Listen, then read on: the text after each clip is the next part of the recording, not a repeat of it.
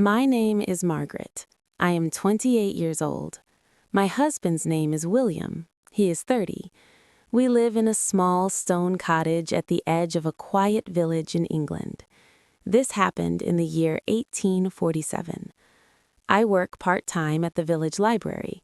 I arrange books and help children read. William works for a trading company in London. His job makes him travel a lot, sometimes for days, sometimes for a week. I always miss him when he is gone, but I trust him. He is kind and gentle. He always brings me small gifts, a ribbon for my hair, honey, or a little book of poems. I thought our life was safe and happy. I thought I knew him. I was wrong. It was a gray afternoon. The clouds were low and the air smelled like rain. I was peeling potatoes by the kitchen window when I heard horses outside. The postwriter stopped at our gatepost. "For the Carters," he called. I took the letters from him. There was a bill for coal, a notice from the library, and a small cream envelope addressed to William. The handwriting was neat. The town name was Harrowford, a place I did not know. I put the letters on the table, but my eyes kept going back to that envelope. The seal was broken. I told myself I would only look to see if it was important. I opened it. Inside was a small photograph. William sat on a wooden bench in a park. Next to him was a young boy, about 5 years old, holding an apple. The boy's eyes were the same blue as William's. There was a letter with it. I read, "William Thomas, Mrs., you please come to Hereford this Sunday. He asks when his father will visit again. We will be at the Green by 4. Yours, Eleanor." My hands shook. Who was Thomas? Who was Eleanor? I read the letter again. My stomach felt cold. Tears fell from my eyes. I remembered all the times he traveled for work, the long rides through rain and cold, the late-night letters he read alone in another room, the worried look in his eyes when he thought I wasn't watching. I always thought it was because of his hard job.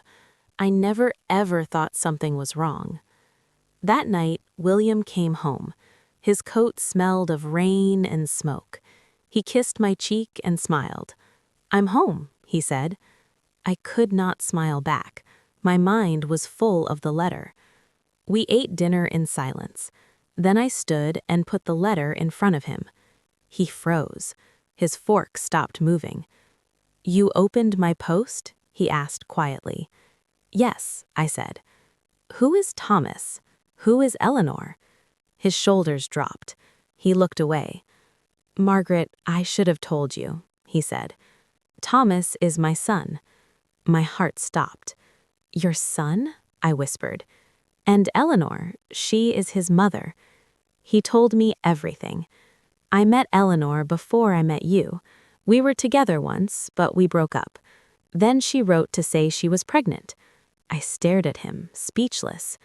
"I sent her money and visited sometimes. I told no one. Not my parents, not my friends, and not you." I shook my head in disbelief. I thought I could keep that life separate. Then I met you and fell in love. I never wanted to hurt you. I said, "You lied to me every day. You built our marriage on a lie." He reached for my hand, but I pulled away. "Margaret, you are my heart," he said softly. I looked at him, angry and hurt. "And what about Thomas? Does Eleanor know about me?" "No," he said. "She thinks I travel for work." I thought of the little boy waiting for his father, not knowing he had another family. "You need to go to your son," I said firmly.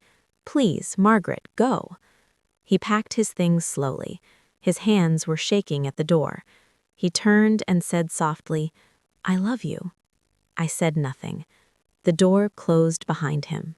I sat down on a chair and cried. Tears poured from my eyes. It felt like my whole world was breaking. I could not stop the pain.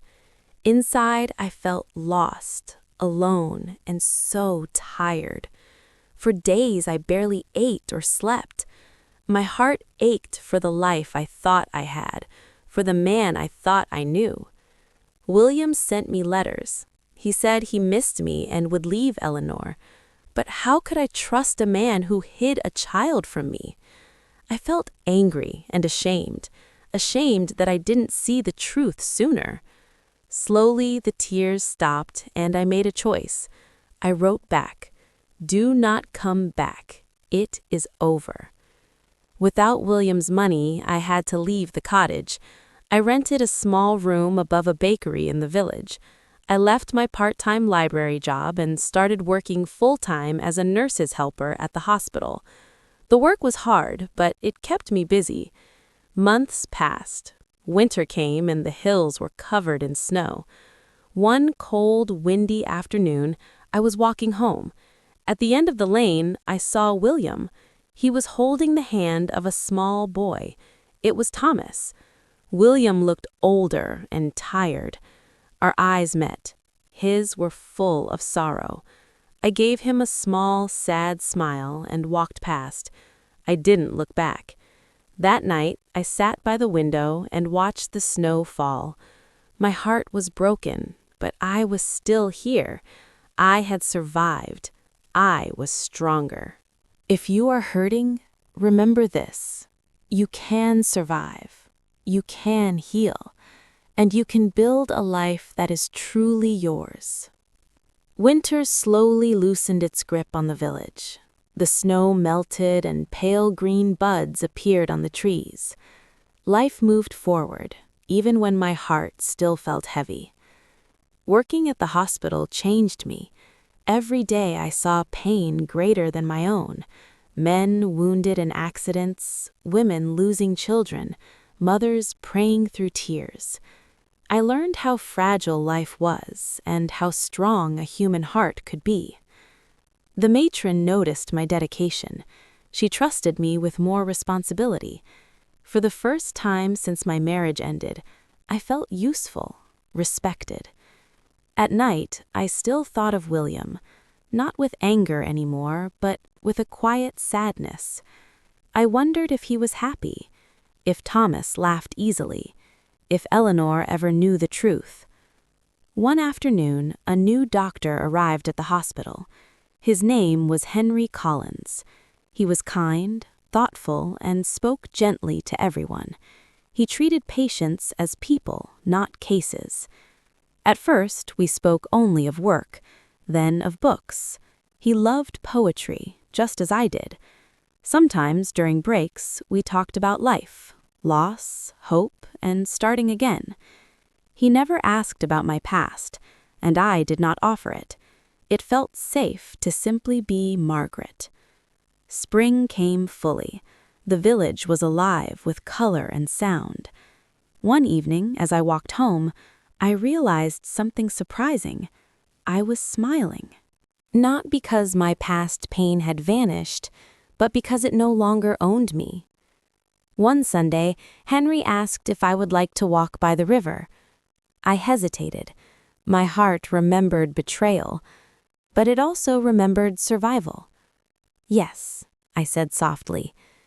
As we walked, the water shimmered in the sunlight. I felt something gentle growing inside me. Not love yet, but possibility. That night, I wrote in my journal. I was broken, but I was not destroyed. I lost a marriage, but I found myself. And perhaps this is not the end of my story, but the beginning of a better one. Years passed quietly, like pages turning in a well-loved book. The village changed, and so did I. I became a trained nurse, not just a helper anymore, but a woman trusted with lives. The hospital became my second home, and service became my purpose. Henry Collins remained by my side. He never rushed me. He never asked me to forget my pain. He only asked me to be honest. One evening, as the sun sank behind the hills, I told him everything. About William, about Eleanor, about Thomas, about the letter that broke my heart. Henry listened in silence. Then he said something I will never forget. You were not weak for trusting. You were brave for loving. Those words healed a place in me I thought would remain broken forever. We married in early spring, not with grand celebration, but with peace. There were flowers, soft laughter, and no secrets between us. I kept my own name, I kept my work, I kept my independence. Love did not erase who I was, it stood beside me. One afternoon, many years later, I received another letter. The handwriting was unfamiliar. It was from Eleanor. She wrote that William had passed away after a long illness. She wrote that before he died, he told her everything. About me. About the life he tried to divide in two. She did not ask for forgiveness. She did not blame me. She only thanked me. She said Thomas knew the truth now. He knew his father had loved him, and that once there was a woman who chose honesty over comfort. I folded the letter and placed it in the fire, not with anger, but with release. That evening, I sat by the window as spring rain touched the glass. Henry was reading nearby. Our home was warm and quiet. I placed a hand over my heart and smiled. I had loved, I had lost, I had endured, and in the end, I did not become bitter. I became whole. If you are reading this and your heart is heavy, remember me. Pain does not mean the end. Truth will hurt, but it will also free you. And sometimes, the life that breaks you is only making room for the life that please